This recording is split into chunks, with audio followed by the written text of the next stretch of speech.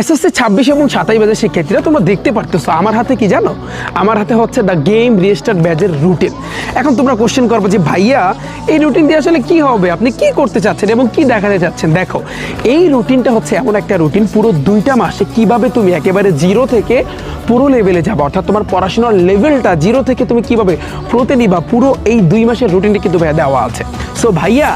আমি কিন্তু এবারে তোমাকে ওপেন চ্যালেঞ্জ দিয়ে বলতে পারি যে বাংলাদেশে যত শিক্ষার্থী আছো তোমাদের আমি সতর্ক করি, আগেও করেছি এখনও কিন্তু করতেছি, যে এর আগের বার কিন্তু পুরো বাংলাদেশ থেকে 6 লক্ষ শিক্ষার্থী কিন্তু ফেল করছে।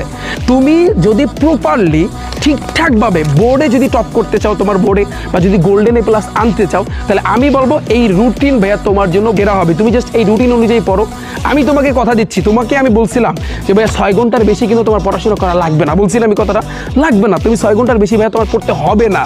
জাস্ট তুমি এই রুটিনে তুমি দেখবা যে ভাইয়া ডেলি একটা করে চ্যাপ্টার কিন্তু দেওয়া আছে, তোমার সায়েন্স, আর্টস, কমার্স, ভোকেশনাল সব গ্রুপের শিক্ষার্থী, তোমার কিন্তু সবগুলা সাবজেক্ট তুমি কিন্তু কমপ্লিট করতে পারতেছো। যদি তুমি প্রকৃতির শিক্ষার্থী হয়ে থাকো এই রুটিনটা একটু প্রিন্ট দিয়ে না বাবা, কষ্ট করে,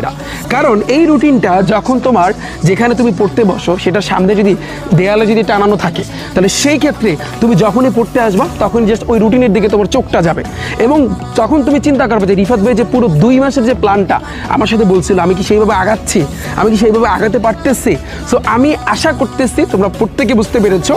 এবং আমার প্রাইভেট ব্যাচে যত শিক্ষার্থী তোমরা যতজন ভর্তি হয়েছো আমি প্রত্যেককে বলবো যে ভাইয়া এই রুটিনটা তোমরা সবাই একটু কষ্ট করে প্রিন্ট দিয়া না বাবা, কারণ প্রিন্ট দেওয়া এক জিনিস, ফোনে থাকা আর এক জিনিস ভাইয়া। ফোনে থাকে ওভাবেই থাকে, বাট ওটার কিন্তু ভাই দেখা হয় না, বাট প্রিন্ট দিয়ে যখন তুমি টেবিলের সামনে, তোমার পড়ার টেবিলের সামনে যখন তুমি